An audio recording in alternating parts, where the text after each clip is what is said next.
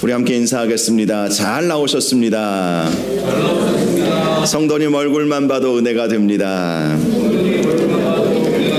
사랑하고 축복합니다. 사랑하고 축복합니다. 감사합니다. 13년간 미국에서 열심히 공부를 하고 돌아온 의사가 있었습니다. 오랫동안 미국에서 공부하면서 아내만큼은 전형적인 한국 여인을 얻어야 되겠다, 이런 생각을 했습니다. 한국에 돌아와서 소원대로 그의 이상형인 여인을 만나게 되었습니다. 그래서 결혼을 했죠. 그런데 결혼 6개월 만에 후회하게 되었다고 합니다. 아침에 자기보다 늦게 일어나고 음식 솜씨는 엉망이었고 전혀 한국인 여자와 같은 모습이 보이지 않았다는 것이죠. 미국 여자와 싫어서 한국 여자와 결혼을 했는데 미국 여자보다 더 서구식만 그렇게 찾는다는 것이었습니다. 그래서 이제 실망하기 시작했다는 거예요. 그런데 아내의 이야기는 또 다릅니다. 미국에서 13년이나 공부했었다고 해서 많은 것을 기대했다는 것이죠. 그런데 6개월 동안 살고 보니까 실망이 크다는 것입니다. 음식도 된장찌개나 김치찌개를 좋아하고 김치만 찾는다는 거예요. 미국 남자들은 보통 매너도 좋잖아요. 제가 전에 전임 전도사 생활할 때에 저희 교회 미국 전도사님이 와서 함께 사역을 했습니다. 얼마나 매너가 좋은지, 특별히 여자들에게 매너가 너무 좋더라고요. 문도 먼저 가서 열어주고 막 그러는 거예요. 제가 미국에 공부할 때 그 친구가 또 와서 함께 며칠 같이 있기도 했었는데요. 정말 매너가 좋더라고요. 그래서 이 여자분이 미국에서 오래 살다 왔으니까 매너도 참 좋을 것이다, 그렇게 기대를 했는데 전혀 안 그랬다는 거예요. 완전히 고리타분한 한국 아저씨더라, 이러면서 불만을 토로했다는 것입니다. 사실 모두 다 일리가 있죠. 문제는 서로가 상대방을 이해할 줄 모르고 자기에게 유리한 것만 기대했기 때문에 불만이 쌓이고 쌓여서 폭발 지경에 이르게 되었던 것입니다. 여러분, 가정의 행복은 어디에서 오겠습니까? 희생에서 오게 되는 것이죠. 서로가 서로를 섬기고 희생할 때에 가정은 정말로 아름다운 천국이 될 것입니다. 아내는 남편을 위해서 희생하고, 남편도 아내를 위해서 희생하고, 자식은 부모를 위해서 희생하고, 부모도 자식을 위해서 희생할 때에 가정의 행복이 오게 되는 것이죠. 바로 그것이 예수님의 방법이고 하나님의 뜻임을 믿으시기를 바랍니다. 서로 희생하셔서 복되고 행복한 가정을 이루어 가시기를 바랍니다. 5월 첫째 주일 어린이 주일이기도 하지만 가정의 달 첫째 주일 아니겠습니까? 저는 우리 교회에 속한 모든 성도님들의 가정이 하나님의 은혜 가운데 행복하시기를 주님의 이름으로 축복합니다. 이런 행복한 가정이 되기를 원한다면 서로 자기 생각이 있어도 서로 그것을 내려놓고 나보다 상대방을, 나의 아내를, 나의 남편을, 나의 부모님을, 나의 자식을 더 존중히 여기는 그런 모습을 가져야 할 것입니다. 미국의 가정사역 전문가인 H.L. 맥켄 박사라는 분이 계세요. 이분이 행복한 결혼 생활의 10가지 비결에 대해서 말해 주었습니다. 첫 번째, 결혼 생활에 목표를 가지라는 것이었습니다. 단지 살기 위해서 결혼 생활을 유지하는 것이 아니라 어떤 목표를 설정해 놓고 그 목표를 향해서 꾸준히 함께 노력하면서 함께 나아가라는 것이죠.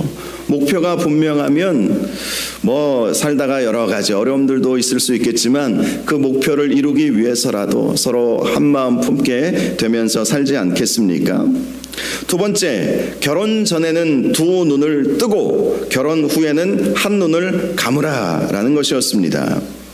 결혼 전에는 어떤 사람이 나와 잘 맞는지 두 눈 부릅뜨고 찾아봐야 되겠지만 결혼을 하고 났다면 두 눈 부릅뜨고 상대방의 허물을 찾을 것이 아니라 그게 보여도 오히려 한눈을 감으라라는 것이죠. 서로의 허물을 덮어주면서 살 때에 행복한 결혼 생활을 유지할 수 있다는 것입니다. 사실 완벽한 남편이 어디 있으며 완벽한 아내가 어디 있겠습니까? 하나하나 꼬치꼬치 따지려 들면 정말 살기가 어렵지 않겠어요? 세 번째, 비교당하면 비참해지고 비밀은 비극을 잉태한다는 사실을 알아야 한다는 것이었습니다. 남의 남편과 비교하지 말라는 거예요. 남의 아내와 비교하지 말라는 거예요. 옆집 남편은 이러던데 당신은 왜 이러냐고. 특별히 드라마 볼 때마다 가끔씩 눈치가 보일 때가 있습니다. 여러분, 얼마 전에 그렇게 유명했던 그 폭삭 속았수다 한번 보신 적 있으세요? 그 드라마를 저도 다는 못 봤지만 그걸 보니까 막 눈물도 나고 막 그러더라고요. 그런데 그 드라마를 보면서 제 아내가 저를 슬쩍슬쩍 쳐다보는 거예요. 박보검과 다르다는 것이죠. 박보검과. 물론 다를 수 있겠지만 결코 남의 아내, 남의 남편 서로 비교하면 비참해질 뿐이라는 것입니다. 그리고 비밀은 비극을 잉태한다. 서로 비밀 없이 오픈하고 그렇게 살아야 한다는 것이죠. 네 번째, 화를 품은 채 잠들지 말라는 것입니다. 그러면 잠도 안 오겠죠.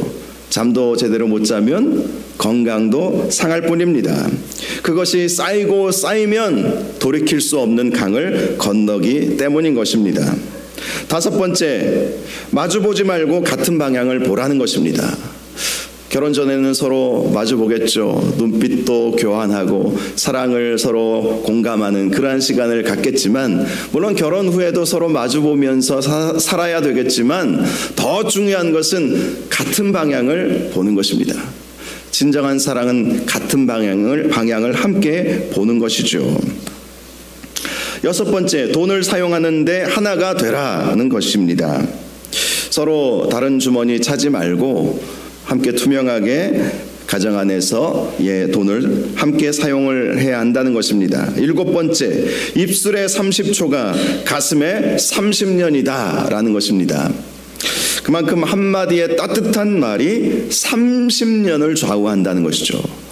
여러분, 우리 아내분들, 남편도 마찬가지이지만 기억력이 참 좋습니다.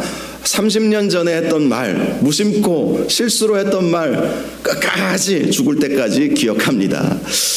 물론 때로는 잊어버려야 할 것은 또 잊어버려야 되고 실수는 눈 감아줘야 되겠지만 그만큼 한마디 말이 참 중요한 것이죠. 한마디 따뜻한 말이 결국 30년 동안 내가 얼마나 평안을 누리며 살 수 있느냐를 결정하기 때문인 것입니다. 여덟 번째, 침실의 기쁨을 유지하라는 것입니다. 부부가 서로 각방 쓰지 말라는 거예요. 저도 가끔 이렇게 신방을 다녀보면 남편하고 따로 자요 이렇게 하시는 분들이 계시는데, 물론 코도 심하게 골고 그래서 어쩔 수 없이 그럴 수 있겠지만 가급적 한방 쓰라는 그러한 말인 것이죠. 아홉 번째는 서로 격려하고 신바람 나게 하라라는 것입니다. 서로 격려하고 신바람 나게 하라. 칭찬은 고래도 춤추게 한다라는 말이 있죠. 남편이 고래처럼 좀 무디고 좀 뭔가 이렇게 다가오지 않는다 할지라도 칭찬 많이 하시기 바랍니다. 아내도 마찬가지죠. 남편이 칭찬하면 더 잘하는 것이 아내들의 특성이죠. 그렇다고 제가 그렇게 잘한다는 것은 아니고요. 그렇게 함께 노력해 가자라는 의미로 말씀을 드리는 것입니다. 그것이야말로 사랑의 놀라운 묘약이다라고 강조를 한 것입니다. 마지막 열 번째, 기도로 하루를 열고 기도로 하루를 닫으라라는 것입니다. 가장 이상적인 부부의 모습일 것입니다. 일어나서 함께 기도하고 잠자기 전에 함께 기도하고 잠을 자면 그 가정에 하나님의 복이 영구히 흐르게 될 것입니다. 오늘 본문 말씀을 보면 너와 내 후손에게 영구히 흐르는 복이 있음을 말씀해 주고 있습니다. 혹시 가게에 흐르는 저주라는 말을 들어보신 적이 있으십니까? 가게에 흐르는 저주. 한때 유행했던 그러한 생각, 그러한 설교의 내용들, 또 신학적 그러한 관점이기도 했습니다. 한 20여 년 전에 서울 사랑의 교회 옥하는 목사님도 이 부분을 가지고 아주 열변을 토하셨던 그 설교 내용을 제가 들어본 적이 있는데요. 그러다가 얼마 후에 이 부분에 대한 논쟁이 일어났습니다. 정말 가게에 흐르는 저주가 있을까? 할아버지가 지은 그 죄, 그 저주가 아들에게 임하고 아버지에게 임하고 아버지에게 온 그 저주가 아들에게 임하고 손주에게 임하고 그렇게 흐르는 저주가 있을까?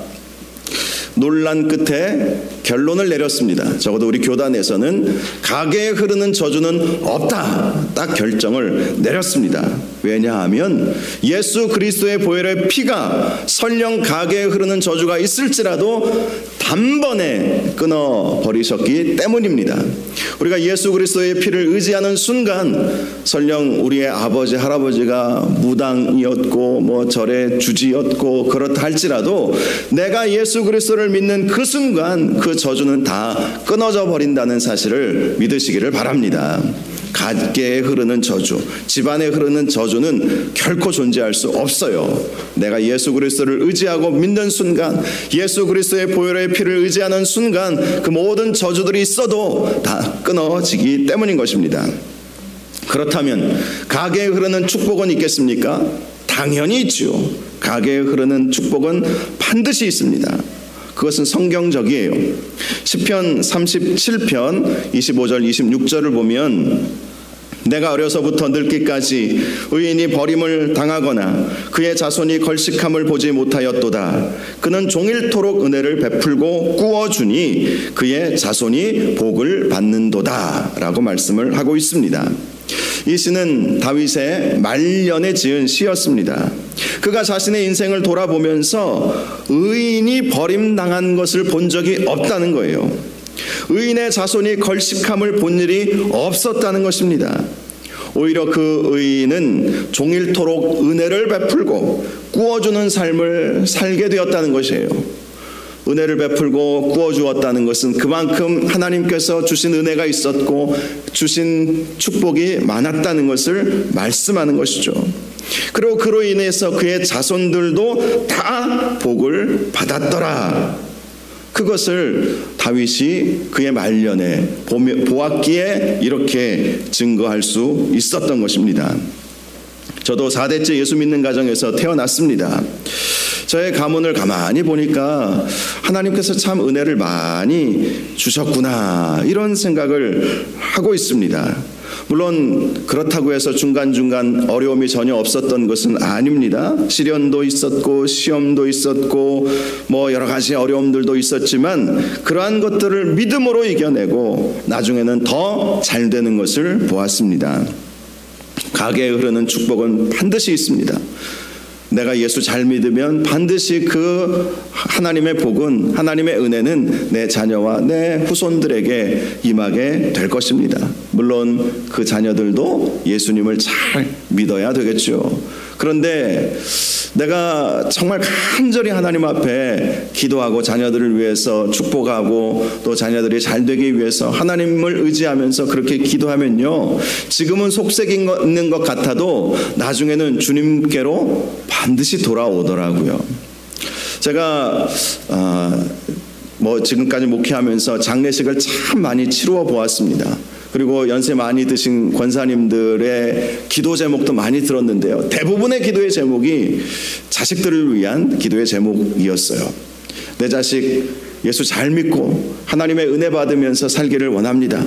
그런데 내가 이렇게 죽음 가까이 이렇게 왔는데 교회 다닐 생각을 안 해요. 교회 다닐 생각을 안 해요. 이렇게들 말씀을 하시는 거예요. 좀 기도 좀 해주십시오. 기도 좀 해주십시오. 그 말씀을 들으면서 저도 늘 기도를 하죠. 그런데 정말 많은 경우에 부모님이 돌아가신 이후에라도 교회에 나오는 경우들을 참 많이 봤어요. 그 기도가 응답이 된 것이죠. 장례식 때 그래도 어머니가 교회에 다니셨기 때문에 기독교 장례식을 보통 치르잖아요. 마지막 효도하는 셈 치고 자기는 교회 안 나갔어도 집안 분위기는 그게 아니었어도 그래도 어머니가 아버지가 교회 나갔다는 것을 알고 있기에 그래 교회 목사님을 초청을 해서 장례식을 다 치른단 말이에요. 그럼 목사님들이 장례식 때 무슨 얘기 하겠습니까? 복음 전하는 것이죠. 예수 믿고 천국 가야 된다고 그렇게 전하는 것이죠. 그 얘기를 장례식 내내 듣다 보니까 마음의 문이 열려서 그 다음 주에 교회로 오시는 경우들을 참 많이 봤어요. 우리 교회에서도 그런 경우들이 있었고요. 다른 교회에서도 그런 일들이 참 많이 있었습니다. 결코 부모님의 기도는 그냥 허무하게 사라져버리지 않는다는 것입니다. 여러분 기도가 어떤 것인지 아십니까? 요한계시록 말씀을 보니까 금대접에 성도의 기도가 담겨진대요. 그리고 그것이 향기로운 제물이 되어서 하나님 앞에 올려드려진다고 그렇게 말씀을 하고 있습니다. 성도의 기도는 그만큼 귀한 것입니다. 우리가 자녀들을 위해서 기도할 때 그 기도는 그냥 사라지는 것이 아니라 금대접에 담겨져서 하나님께 향기로운 제물로 올려드려진다는 것이죠. 그래서 우리가 자녀들을 위해서 기도하면 그 기도는 반드시 응답받게 되어 있습니다. 내가 살아있을 때 그것을 직접 보지 못했을지라도 천국 가서 다 보게 될 거예요. 하나님께서 자녀에게 얼마나 큰 복을 주시는지 다 보는 은혜가 있게 될 것입니다. 자, 그렇다면 하나님의 영원한 복이 영구히 흐르는 가정이 되기 위해서는 어떻게 해야 할 것인가? 오늘 본문 짧은 한 절의 말씀이지만 이 말씀을 통해서 세 가지 사실을 찾아볼 수가 있습니다. 하나님의 영원한 복이 영구히 흐르게 하기 위해서 첫 번째로 하나님의 말씀을 듣고 순종하는 가정이 되어야 한다는 것입니다. 내가 내게 명령하는 이 모든 말을 너는 듣고 지키라. 그리하면 하나님의 복이 영구히 흐르게 된다라는 말씀인 것입니다. 하나님의 말씀이 여러분의 가정에 복이 된다는 사실을 항상 기억하시기 바랍니다. 오늘날 가정의 위기를 거론합니다. 무엇이 문제입니까? 하나님의 말씀에서 떠나 있기 때문입니다. 예전에 인터넷에서 어떤 의미 있는 동영상을 본 적이 있었습니다. 기독교 변증학자인 레비 제커라이어스 박사가 등장하는 동영상이었는데요. 그 영상을 보니까 한 대학생이 이 제커라이어 박사에게 이런 질문을 했습니다. 당신은 왜 주관적인 도덕성에 대해 두려워합니까?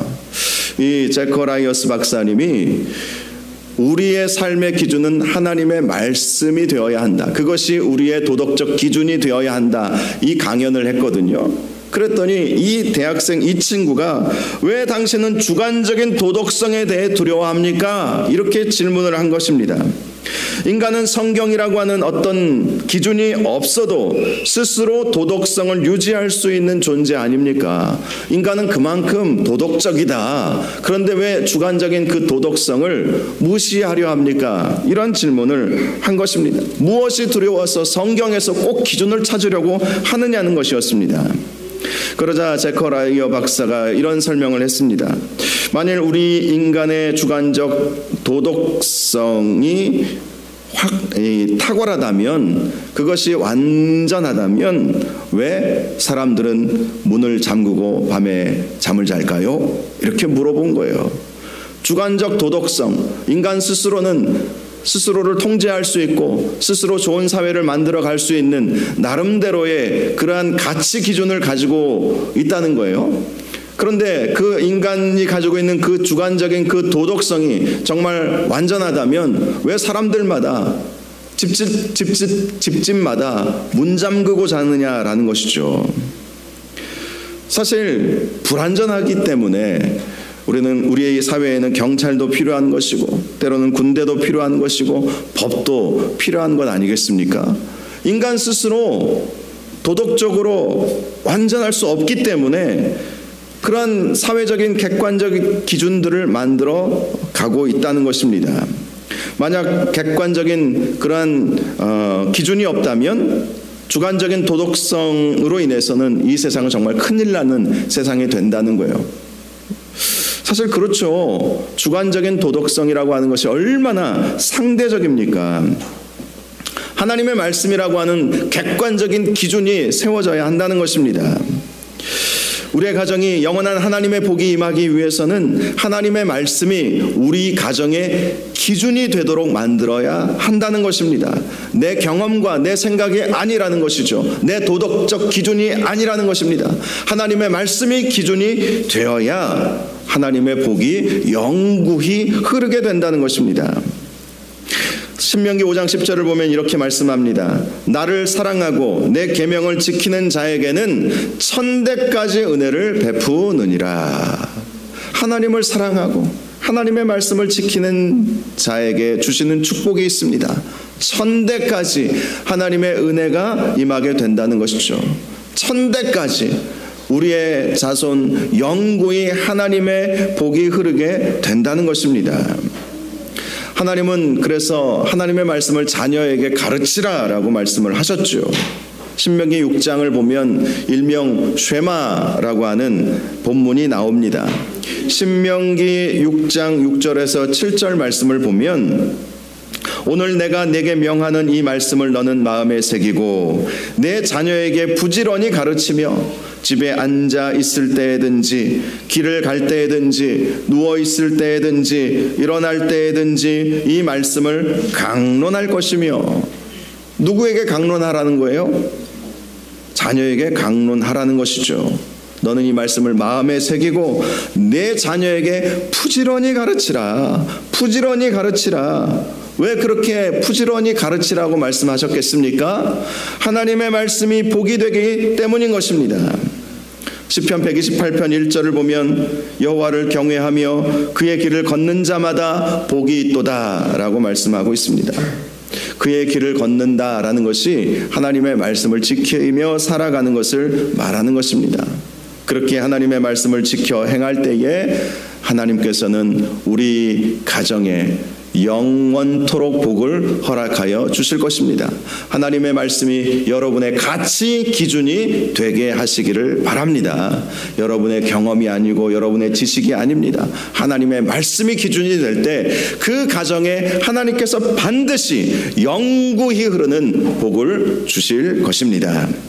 두 번째, 우리의 가정에 하나님의 영원한 복이 흐르게 하려면 하나님 앞에서 선을 행해야 한다. 선을 행해야 한다라는 것입니다. 특별히 하나님 앞에서의 선이라고 말씀을 하고 있습니다. 예전에 전도할 때요, 어떤 할머니에게 할머니 예수 믿고 천국 가셔야죠 이렇게 말씀을 드린 적이 있어요. 그런데 그 할머니는 교회 다니실 마음이 전혀 없으셨는지 이렇게 말씀을 하시더라고요. 착한 일 많이 하면 천국 가요. 그렇게 퉁명스럽게 말씀을 하시는 거예요. 예수 믿고 천국 가셔야죠 했더니 아니라는 거예요. 착한 일 많이 하면 천국에 간다는 것입니다. 사실 이것이 세상 사람들이 일반적으로 생각하는 구원관일 수도 있습니다.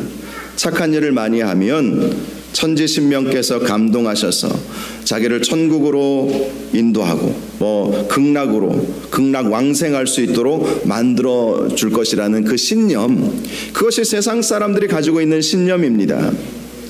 그런데 그러한 생각이 정말 그럴듯하지만 그 생각에서 놓치고 있는 것이 있습니다. 첫 번째로 착함의 기준이 너무나 상대적이다라는 사실이죠. 착함의 기준이 너무 상대적이에요. 여러분, 착함의 기준이 무엇일까요? 아무리 악한 살인마라 할지라도 자기 자식에게는 착할 거예요. 그렇지 않겠습니까? 제가 한 번은 부산 교도소 사역을 한 1년간 한 적이 있었습니다. 국내 선교 담당을 하면서 저에게 주어진 여러 사역 중에 하나가 한 달에 한 번씩 부산 교도소 가서 말씀을 전하고 오는 사역이었어요. 처음에 부산 교도소 가서 사역을 해야 된다는 그 말씀을 들었을 때에 그럴 수도 있겠다, 한번 가봐야지 이런 생각을 했는데, 정작 교도소 문을 들어서고 이 교도소 복도를 이렇게 지나서 그 예배 장소로 갈 때까지 좀 두렵더라고요. 저는 한 번도 교도소에 들어가 본 적이 없거든요. 물론 그 교도소나 구치소나 면회 간 적은 있었습니다. 면회 가서 그게 철장 같은 곳에서 이렇게 뭐 요즘에는 이렇게 마이크 뭐 이런 시스템으로 이렇게 서로 대화를 주고받고 그런 적은 있었는데 교도소 안에 처음 들어가 봤거든요. 굉장히 두려운 마음이 있었어요. 그리고 이제 예배를 인도를 했습니다. 앉아 있는 분들의 얼굴을 보니까 너무 천사 같은 거예요. 너무 천사 같은 거예요. 어떻게 이분들이 교도소에 왔을까 이렇게 생각이 들 정도로 아주 선해 보이는 그런 얼굴을 하고 계셨습니다. 물론 교도소 안에서도 이렇게 예배 시간에 예배 드리러 오신 분들은 회개하고 또 새롭게 변화를 받아서 그런 얼굴을 할 수도 있었겠지만 저는 처음에 이분들이 가벼운 범죄를 저질러서 잠깐만 교도소에 오신 분들인 줄 알았어요. 뭐 3개월, 6개월, 뭐 1년 이내에 그러한 형벌 이 판단을 받고 이렇게 오신 분인 줄 알았는데요. 나중에 알고 보니까 대부분 무기수, 사형수라는 거예요. 깜짝 놀랐습니다. 어떻게 저 얼굴에서 저런 범죄를 저지를 수 있었을까? 대부분 뭐 살인, 폭력, 마약 이런 범죄를 저지르고 오신 분들이었던 거예요. 어떤 분이 이제 자기가 15년 복역을 하고 있었는데 한 2, 3년만 잘 성실하게 복역을 하면 이제 나갈 수 있을 것 같다. 목사님, 제가 나가게 되면 목사님 한번 찾아뵙고 인사를 드리고 싶다 하면서 제 전화번호를 물어보더라고요. 겁이 났습니다. 겁이 났습니다.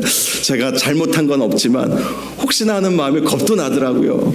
그래도 전화번호를 알려드렸는데요. 벌써 10년이 지났지만 전화는 안 오고 계십니다. 계속 거기에 계신지 어쩐지는 잘 모르겠지만 근데 그분들의 이야기를 들어보니까 그분들이 그렇게 악해서 그런 범죄를 저지른 것이 아니었다고 해요. 어느 한순간의 감정을 이기지 못해서 그래서 혹은 또 먹고 살기 너무 팍팍해서 그래서 그런 범죄를 저지를 수밖에 없었다는 그런 말씀을 하시더라고요. 그럼 이분들이 정말 선하게 바뀌어가는 것을 저는 보았어요. 여러분, 착함의 기준이 무엇이겠습니까? 착함의 기준은 너무나도 상대적입니다. 그래서 착한 일을 많이 하면 천국에 간다는 말은 사실 이루어질 수 없는 말입니다. 내가 내 가족을 먹여 살리기 위해서 내 가족에게는 착한 일을 했습니다. 그런데 그 방법이 선하지 않은 경우들도 있죠. 내 가족에게는 착한 일이에요. 먹여 살렸기 때문에. 그런데 먹여 살리기 위해서 범죄를 저질렀다면 그것은 범죄를 당한 사람 입장에서는 악한 일이 되어버리는 것이죠. 내가 취업을 했습니다. 그런데 그 일로 인해서 내 가족들은 기뻐할 수 있었지만 내가 취업을 함으로 인해서 경쟁자였던 다른 사람이 취업하지 못하게 되는 일도 있지 않습니까? 그러면 그 가족들 입장에서는 슬픔을 겪어야만 하는 일이 되어 버린 것이죠. 나에게는 착한 일이 다른 사람에게는 안 그런 일이 될 수 있는 것이 현실이라는 것입니다. 그러니 사람들이 말하는 착함의 기준은 너무나 모호하고 너무나 상대적이라는 것이죠. 너무나 모호하고 상대적이기에 착한 일 많이 하면 천국 간다? 어떤 착한 일인데 그러냐는 것이죠. 착함에 대해서 우리가 놓치고 있는 것은 우리가 얼마나 많이 착한 일을 해야 할 것인가 하는 것이죠. 한번 제대로 한번 크게 착한 일 한번 하면 되겠습니까? 그렇다고 내가 그동안 지었던 죄를 다 덮어줄 수 있겠습니까? 아닙니다. 100번을 하면 덮어줄 수 있겠습니까? 만약에 내가 나쁜 죄악을 저지른 것을 착한 일로 덮을 수 있다면 여러분 덮을 수 있을까요? 우리가 인생을 살아가면서 악한 일을 더 많이 하면서 삽니까? 착한 일을 더 많이 하면서 삽니까? 어떤 분들은 이렇게 생각하실 거예요. 그래도 인생 살면서 악한 일보다는 착한 일을 더 많이 했기 때문에 착한 일을 많이 한 내가 그래도 악한 일을 덜 했기 때문에 그래도 착한 삶을 살았다고 평가받지 않겠는가 이렇게 생각할 수도 있어요. 그런데 아닙니다. 성경의 착함과 악함의 기준은 생각보다 높아요. 악함의 기준, 우리의 마음으로 지은 죄도 악한 것이다, 이렇게 말씀을 하고 있습니다. 마음으로 지은 죄까지도 악하다는 거예요. 그 기준으로 생각해 보면 사람을 죽이지 않았어도 예수님 말씀하신 것처럼 사람을 미워하는 자마다 살인하는 자예요. 그러니 얼마나 큰 죄를 우리는 지금까지 저질러 왔습니까? 우리가 아무리 착한 일을 많이 했어도 그 착함의 기준은 하나님 보시기에 그 기준을 달성했다고 생각할 수 있겠습니까? 하나님이 원하시는 착함의 기준은 완전한 선이에요. 완전선, 절대선이라고 표현할 수 있을 것입니다. 그 선을 우리가 이루어 드릴 만큼 그렇게 선한 일을 우리가 하면서 살았겠습니까?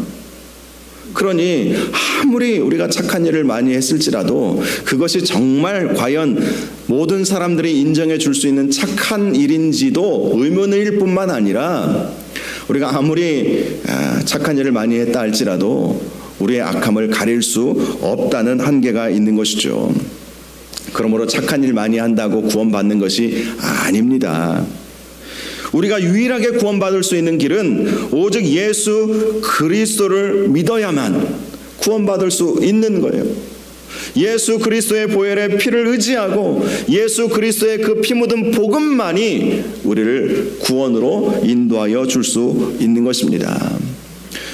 왜 그런 줄 아십니까? 주님만이 절대선을 이루어 주신 분이시기 때문인 것이죠. 그 주님을 의지하고 그 주님을 믿을 때만이 우리가 주님의 선하심 가운데 거하게 되는 것이고 주님께서 우리를 향하여 착하고 충성된 종이라고 그렇게 인정해 주시는 일이 되는 것이기 때문입니다. 하나님 앞에서의 선을 행하라. 이것은 하나님이 이루어 놓으신 그 선을 믿고 따르라는 것이죠. 하나님께서 이루어 놓으신 선이 무엇입니까? 예수 그리스도께서 절대 선을 이루셨다는 그 사실을 믿고 예수 그리스도의 그 피 묻은 복음을 의지하면서 사는 것, 그것이 하나님 보시기에 진짜 선한 일이에요. 내가 복음 없이 선한 일을 이룬다 할지라도 그 선이 얼마나 제대로 된 선일 수 있겠습니까? 그런데 예수 그리스도께서 나를 대신하여 십자가 지시고 예수 그리스도께서 우리 인간이 이룰 수 없는 절대 선을 이루어 주셨기에 하나님 앞에서의 선이라고 하는 것은 예수 그리스도를 온전히 믿고 예수 그리스도의 피 묻은 복음을 의지하고 살아가는 것, 그것이 하나님 보시기에 선이다. 즉 예수 믿어야만 구원 얻는 것이고 예수 그리스도를 통해서 우리에게 영구히 흐르는 하나님의 복이 임하게 된다는 것입니다.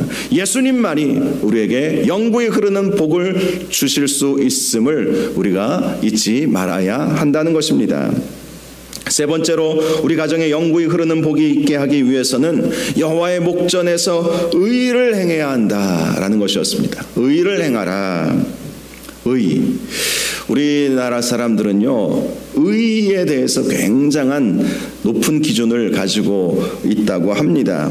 그 중에 그 예 중에 하나가 하버드 대학 교수인 마이클 샌달 박사님이 쓰신 정의란 무엇인가라고 하는 이 책이 선풍적인 인기를 끌었다는 것입니다. 여러분들 혹시 정의는 무엇인가라고 하는 그 책을 보신 적이 있으십니까? 저는 제 서재에 그 책이 꽂혀 있어요. 사실 읽기 쉬운 책은 아닙니다. 그래서 많은 목사님들, 많은 주변에 신방을 가서 책이 꽂혀 있는 그런 경우를 보면 다 읽었냐고 물어보면요, 목사님들도 그렇고 성도님들도 그렇고 앞뒤 몇 장 읽어보다가 너무 어려워서 덮었다, 그리고 장식용으로 꽂아두었다, 이렇게 말씀하시는 경우를 저도 많이 보았습니다. 저도 다 읽어보기는 했지만 참 내용이 어렵더라고요. 사실 그 정의란 무엇인가라고 하는 그 책은 미국에서는 한 10만 부 정도 팔린 책이었다고 해요. 그런데 한국에서는요 250만 부가 넘게 팔렸습니다. 굉장히 많이 팔린 거예요. 한국 사람 20명 중에 한 사람은 그 책을 샀다는 얘기죠. 그리고 지금도 서점에 가보시면 벌써 이 책이 나온 지 한 15년 이상 됐는데도 베스트셀러 코너에 여전히 꽂혀 있습니다. 미국의 월스트리트 저널에서 한국 사람들이 왜 이 책을 그렇게 좋아할까? 왜 이 책이 지금도 선풍적인 인기를 끌까? 그 이유를 이런 분석을 했습니다. 한국 국민들이 공정성에 대한 욕구가 더 크기 때문이다. 공정성에 대한 욕구. 물론 출판사에서 마케팅도 잘해서 잘 팔렸겠지만 한국 국민들은 이 공정성에 대한 욕구가 훨씬 더 크기 때문에 정의에 대한 관심이 참 많이 있다는 것이죠. 그런데 과연 한국 우리 사람들이 공정성에 대한 욕구가 다른 민족들보다 더 클까요? 물론 그럴 수도 있습니다. 그런데 우리도 여전히 연약한 부분들이 있지 않습니까? 이런 말이 있죠. 내가 하면 로맨스고 남이 하면 불륜이다. 그런 말들을 통해서 사람들은 자기 기준으로 항상 다른 것들을 이렇게 판단하는 경향이 있습니다. 남에 대해서는 높은 기준을 제시하면서도 자기에 대해서는 낮은 기준을 제시하는 것이 사실 누구나 갖는 연약한 모습이죠. 우리나라 우리 국민들도 거기에 있어서는 크게 다르지 않을 것입니다. 예수님이 이런 말씀을 하셨죠. 남의 눈에 티는 못 보고 자기 눈에 들보만 본다.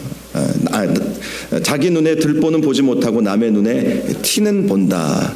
이런 말씀을 하지 않으셨습니까? 그 의라고 하는 그 기준이 너무나도 상대적이라는 것을 말하는 것입니다. 그런데 오늘 본문에서 말하는 의라고 하는 것은 도덕적 기준의 의를 말하는 것이 아닙니다. 조금 더 근본적인 질문을 던지는 것입니다. 그 의가 무엇인가?